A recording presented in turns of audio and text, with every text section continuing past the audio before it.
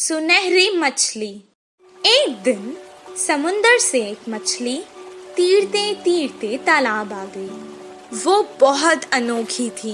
तालाब की मछलियाँ उसे गौर से देखने लगी। उसी वक्त एक मछुआरा वहाँ तालाब की मछलियाँ पकड़ने आया। तालाब के मछलियों को शिकारी के बारे में पता था।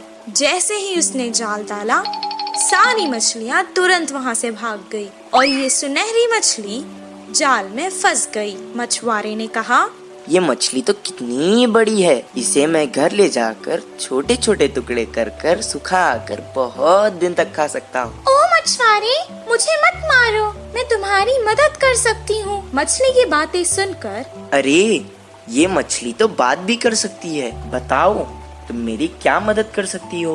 अभी तो मैं तुम्हें तालाब से निकालकर घर ले जाता हूँ, वरना तो तुम मेरे हाथ से निकल जाओगी। वो मछली को पकड़कर घर को जाने लगा। वो घर पहुँच गया। वो कहने लगा, ए मछली, तुमने तो कहा था कि तुम मेरी मदद करोगी। मुझे बहुत भूख लग रही है, करो मेरी मदद अब। तभी अचानक उसके आगे बहुत सारा खाना प्रकट हुआ। वाह वाह, इतना सारा खाना! मैं तो तुम्हें यहाँ मारने लाया था, तुमने तो जादू ही कर दिया। इतना सारा खाना मुझे तुमने दिया, अब तो तुम मेरी सबसे अच्छी दोस्त हो। दोनों खुशी खुशी रहने लगे। एक दिन वो बहुत उदास था। मछली ने उसे देखा। क्या हुआ दोस्त, आज तुम बहुत उदास लग रहे हो। अब से तुम्हें मैं कभी नुकसान नहीं पहुँचाऊंगा। मेरी उम्र के बच्चे सभी पाठशाला जाते हैं, मुझे भी पढ़ना पसंद है, पर हर रोज मैं जाल लेकर मछली पकड़ने जाता हूँ। तुम पाठशाला क्यों नहीं जाते? मुझे पढ़ना पसंद है, पर मुझे कुछ याद नहीं रहता, इसीलिए मछली पकड़ने के काम पर लगा दिया। मैं तुम्हें एक उपाय बताऊं? मुझे तुम अपने कान तक ले जाओ। मैं तुम्हें एक मंत्र बताऊंगी, उसे पढ़ने से तुम्हें सब कुछ याद रहेगा और तुम अपनी कक्षा में सबसे अव्वल आओगे। तुम्हारी सब प्रशंसा करेंगे। अच्छा, बताओ। मछली ने उसके कान में एक मंत्र बताया। उसके बाद से जैसे उसने कहा था वैसे ही हुआ। मछली दोस्त, मैं बहुत खुश हूँ। अब मुझे तालाब की बहुत याद आ रही है। चलो हम दोनों तालाब चलते हैं। वो दोनों तालाब के पास चले गए। मछली ने उसे अपने ऊपर बैठा लिया और बहुत जल्दी जल्दी तैरने लगी।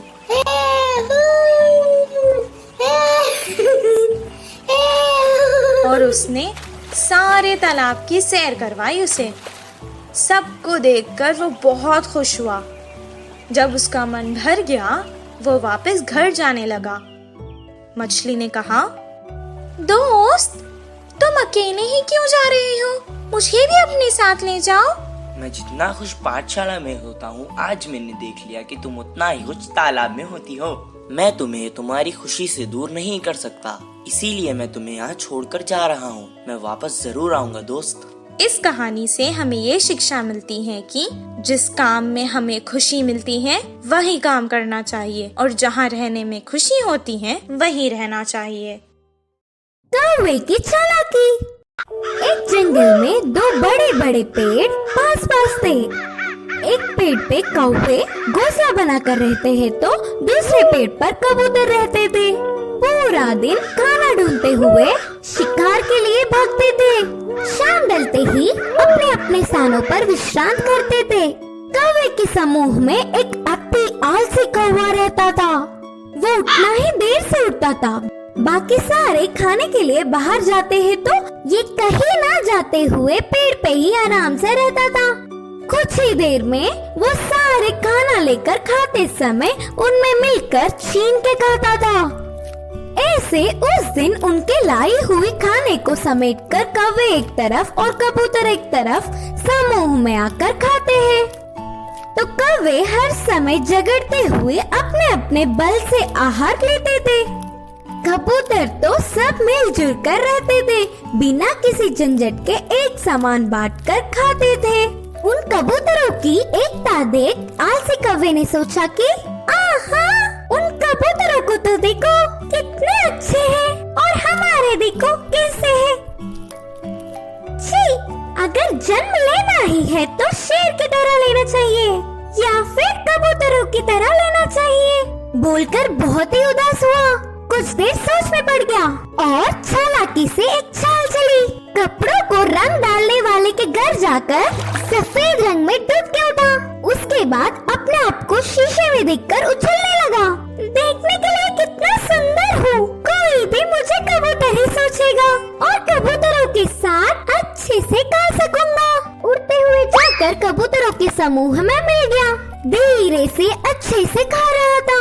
गाने के लिए झगड़ा कर रहे कौवे को देख नफरत करने लगा।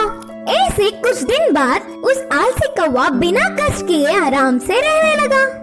एक दिन भूख से बहुत भाग गया। गले में खाना अटकने से पानी के लिए रोक नहीं पाया और तुरंत बोल के जोर से चिल्लाने लगा। इससे कौवे की पोल खुल गई और क्या, सारे कबूतर मिलके कौवे को चोट से मारते हुए भगा दिया। अरे बाबा, थोड़ी भी रहम ना खाते हुए चोट से मार रहे हैं। अब फायदा नहीं, मैं मेरे रूप में बदलना ही ठीक है, बोल के सोचकर पानी में डूबा।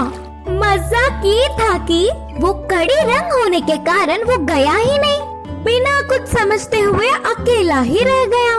अब देख देख के भूख ना सह पाते हुए आखिर में कौवे के खाना खाकर उनके समूह के पास चिल्लाते हुए आया। वो कोई अजनबी पक्षी है समझकर सारे कौवे एक होकर उसे भगा दिया। उस आलसी कौवे की चाल विफल होकर उसके लोग भी आने नहीं देने से आखिर में अकेला रह गया। इस कहानी की नीति है कि बाजू वालों के लिए भागने से अच्छा हमारे लोगों से खुश रहे। जादुई बिजली। एक गांव में रामू, सोनू और मोनू नामक 3 दोस्त रहा करते थे। रामू एक किसान था, वो खेत में काम करके खुश रहता था। सोनू एक दूध वाला था, मोनू एक दुकानदार था। एक दिन तीनों दोस्त शहर को कुछ काम से गए। काम पूरा होने तक शाम हो गई। शाम को जब वो लौटकर गांव वापस जा रहे थे, उनको जंगल पार करके वापस जाना था। अचानक आसमान में बादल आ गए। कुछ देर तीनों दोस्त एक दूसरे से मशवरा करने लगे, फिर आगे चलते रहे। अचानक बादलों में बिजलियां कड़कना शुरू हो गई। वो डर गए। सोनू ने कहा, बाप रे, बिजली को देख रहे हो? लगता है आज तो हम जंगल में ही फंस जाएंगे। हाँ हाँ, सही कहा तुमने। आज तो ऐसे ही लगता है। बहुत रात हो चुकी है, अब हमें आगे नहीं जाना चाहिए। हम जंगल के बीचों बीच है। अब अगर हम आगे जाएंगे तो भी खतरा है, पीछे जाएंगे तो भी खतरा है। इससे बेहतर है हम आगे चले जाएं। इतना कहकर वो बैलगाड़ी आगे चलाने लगा। थोड़ी दूर जाते ही जोरों की बारिश शुरू हो गई। जंगल में बहुत ज्यादा अंधेरा था और ऊपर से तेज बारिश और बिजलियां कड़क रही थी। ये सब देखकर वो डरने लगे। अचानक उनकी बैलगाड़ी के सामने एक बड़ा सा पत्थर आ गिरा। तीनों बैलगाड़ी से उतर गए और एक पेड़ के नीचे रुक गए। मैंने तो पहले ही कहा था वापस चले जाएंगे। सब देखो क्या हो गया। तुमने रामू की बात मानी ना, ऐसे ही होना था। पेड़ के नीचे खड़ के वो बारिश के कम होने का इंतजार करने लगे। आसमान से एक बहुत बड़ी बिजली उनके आगे खड़कने लगी। जंगल में बहुत ज्यादा अंधेरा था और ऊपर से तेज बारिश और बिजलियां भी कड़क रही थी। ये सब देखकर वो डरने लगी। उन्हें समझ आ गया था कि ये सब कुछ किसी दुर्घटना की ओर इशारा है। मुझे लगता है कि भगवान में से हम तीनों में किसी एक को सजा देना चाहता है। अब पता नहीं वो हम तीनों में से कौन है। ऐसा ना हो, मुझे लगता है भगवान हम में से किसी पापी को सजा देना चाहता है। अब पता नहीं वो हम तीनों में से कौन है। ऐसा ना हो किसी एक के कारण हम तीनों को सजा मिले। मैंने आज तक कोई पाप नहीं किया। मैं जाकर उस बिजली के आगे खड़ा हो जाता हूँ। अगर मैं पापी हूँ तो मुझे सजा मिलेगी। जैसा उसने कहा था उसे कुछ नहीं हुआ। वो वापस पेड़ के नीचे आकर खड़ गया। मोनू भी अपने मन में सोचने लगा, उसने तो कभी कोई पाप नहीं किया था। सोनू की तरह वो भी बिजली के आगे खड़ गया, उसे भी कुछ नहीं हुआ। अब रामू की बारी थी। वो सोचने लगा कि बाकी दोनों तो बच गए, अब भगवान को उसे ही सजा देनी होगी। लेकिन उसने भी तो कोई पाप नहीं किया था। वो डरते डरते बिजली के आगे खड़ गया। तभी अचानक बिजली वहां से पेड़ की तरफ चली गई और पेड़ के ऊपर गिर गई। पेड़ जल गया और उसके नीचे खड़े सोनू और मोनू मर गए। रामू को कुछ देर तक समझ ही नहीं आया कि आखिर हो क्या रहा है।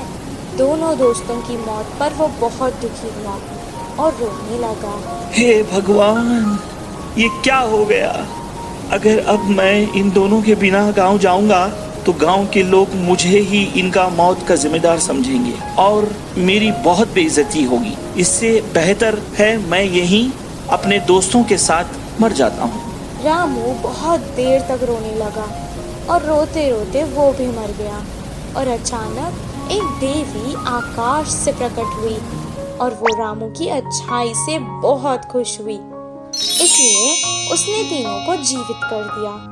रामू, तुम बहुत अच्छे हो इंसान। रामू, तुम बहुत अच्छे इंसान हो। तुमने कभी कोई पाप नहीं किया है। और तुम्हारे ये दोस्त सोनू, ये जो दूध बेचता था उसमें पानी मिलाया करता था और दूध को बहुत महंगे दाम पर बेचता था।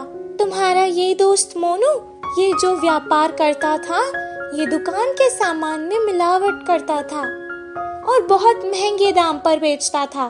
तुम ही बताओ, क्या ये पाप नहीं? पर तुम बहुत अच्छे हो, सबकी मदद करते हो। तुमने ऐसे पापियों के लिए अपनी जान दे दी। मुझे अच्छा लगा।